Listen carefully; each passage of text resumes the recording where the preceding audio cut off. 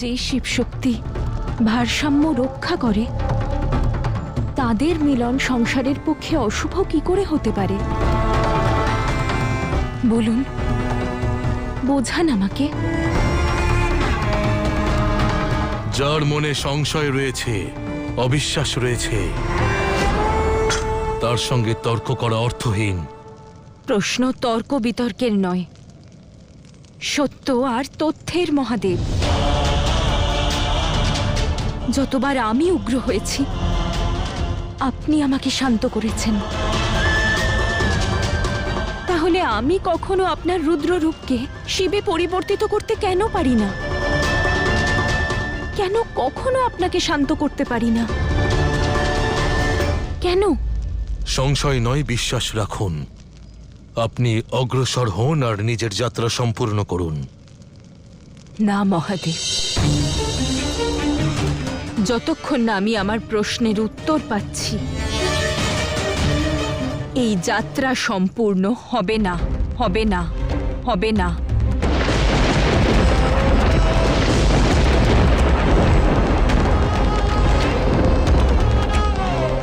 কি হলো গণেশ, তুমি ঠিক আছো তো? মাতা, পিতা, আসলে তুমি কোনো দুঃস্বপ্ন দেখেছো? হ্যাঁ, কিন্তু সত্যি মনে হলো দাদা, মাতা আর পিতা একে অপরের থেকে দূরে চলে যাচ্ছে। বড় কিছু অশুভ, বড় কিছু অনিষ্ট ঘটতে চলেছে দাদা। শিব শক্তির এই মতভেদ তাদের মধ্যে দূরত্ব না সৃষ্টি করে, ওনাদের ভালোবাসা নষ্ট না হয়ে যায়।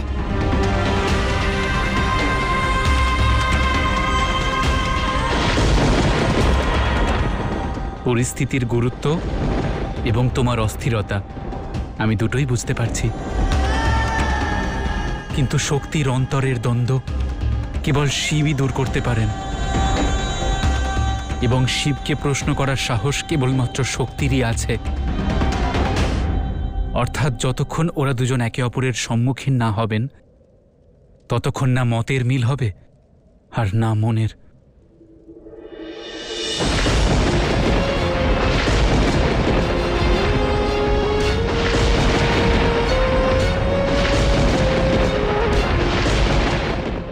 চলো দাদা, একসঙ্গে শিব শক্তিকে আবার এক করি, ওনাদের দ্বন্দ্ব দূর করি, পুত্র হওয়ার দায়িত্ব পালন করি।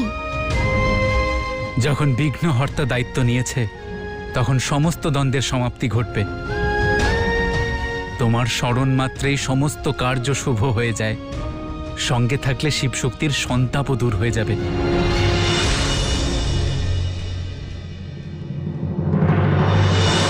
আজ আপনাকে আপনার যুক্তি দ্বারা আমার সব সন্দেহ দূর করতে হবে, আমার সব প্রশ্নের উত্তর দিতে হবে।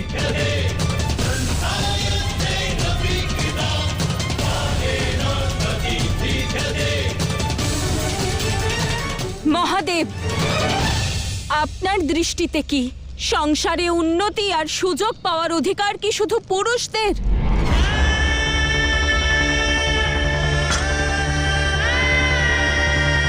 আপনি বলেছিলেন মহাদেব যে সুখী সংসারের জন্য এ আবশ্যক যে মনুষ্য, দেব আর অসুর সবাই সমান অধিকার পাবে।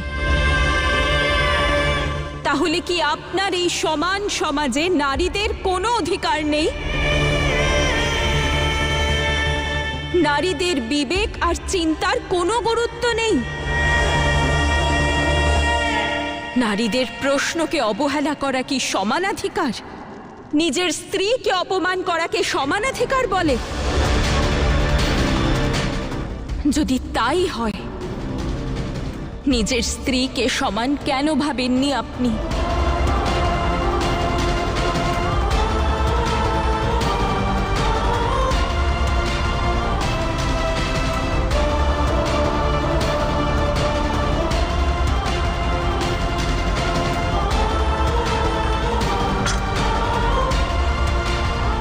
এইরকম করে কি আপনি আমার বিকাশ, আমার যাত্রায় বাধা দিচ্ছেন না?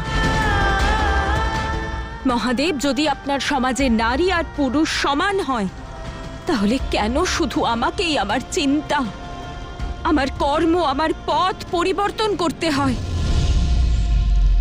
কেন এই পরিবর্তনের সুযোগ আপনি নিজেকেও দিচ্ছেন না? কেন নিজেকে বদলানোর এই যাত্রা শক্তিকে করতে হচ্ছে, শিবকে নয়, শিবকে নয়, শিবকে নয়? কেন? দেবী, এর চেয়ে বেশি আপনাকে বোঝাতে পারবো না আমি। এখন আপনার যা ইচ্ছা।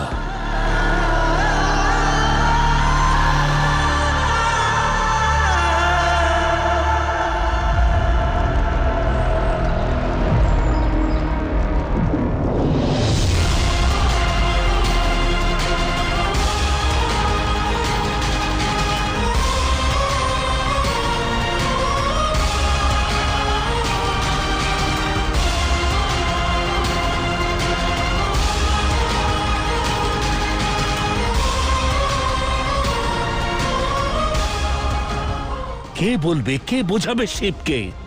না ওনার নির্ধারিত পথ শুভ, আর না শক্তিকে দেখানো ওনার পথ।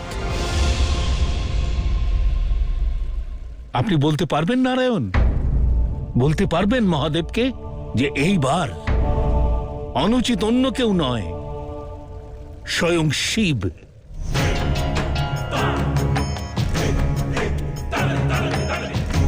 দেবী পার্বতী ওনার উপর রুষ্ট, শিব শক্তির দ্বন্দ্বের এই অশুভ প্রভাব সমস্ত সংসারের উপর পড়বে। এই দ্বন্দ্ব আটকানোর প্রচেষ্টা গণেশ আর কার্তিক করছে ব্রহ্মাদেব। পিতা মাতার কর্তব্যের অগ্নি শিখা সন্তান প্রজ্বলিত করছে। আর এখন এটাই দেখার, এই প্রচেষ্টায় তারা সফল হয় নাকি অসফল।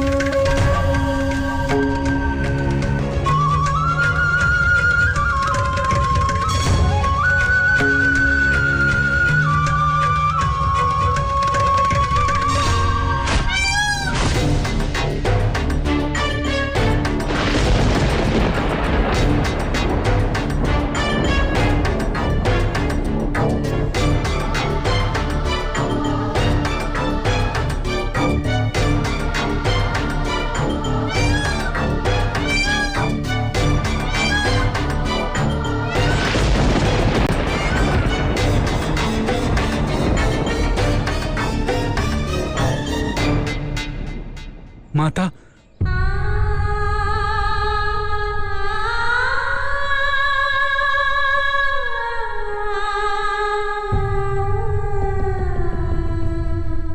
পুত্র,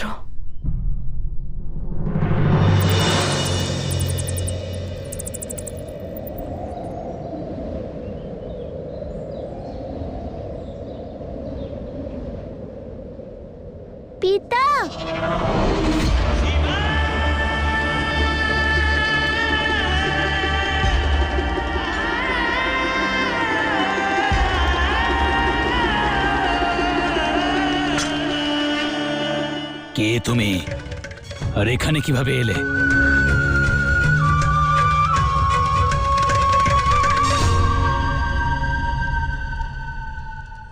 দাদা, আমি মণি। মনে আসলে মাতার পুজো যদি আমি স্ত্রীর বেশে করি তাহলে মাতা তাড়াতাড়ি প্রসন্ন হবেন। এখন আমার কাছে আমার উদ্দেশ্য পরিষ্কার এবং পথও পরিষ্কার। কিন্তু দাদা, আমরা ঠিক লক্ষ্যের দিকে এগোচ্ছি তো?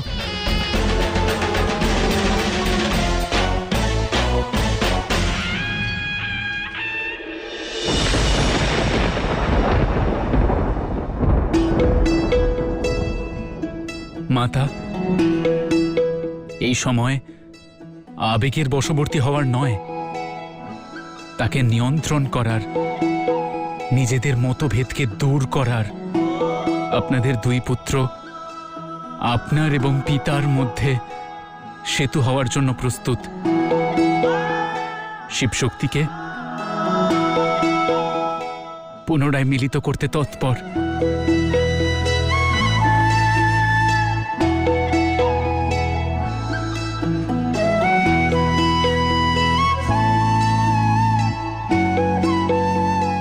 ক্ষমা করে দিও পুত্র, আমাদের জন্য তোমাদের এত কষ্ট হচ্ছে। এ পরাজয় এই পরিবারের, আমার ভালোবাসার, তোমাদের মাতা পিতার। কিন্তু এখন যা পরিস্থিতি, তাতে প্রশ্ন শুধু তোমার মাতা পিতার নয়, শিব আর শক্তির নয়, এই সৃষ্টির কল্যাণের। সৃষ্টির কল্যাণও তো শিবশক্তির কল্যাণেই লুকিয়ে আছে। মাতার কষ্ট দূর করার সমাধান কেবল তুমিই দিতে পারো। এই দূরত্ব কমাও। যে শিব শক্তি সর্বদা একত্রে থাকে, তারা নদীর দুই তীরের মতো কেন হয়ে গেল? পাশে থাকলেও কাছে নেই। সঙ্গে থাকার জন্য বোধ থাকা অত্যন্ত আবশ্যক গণেশ।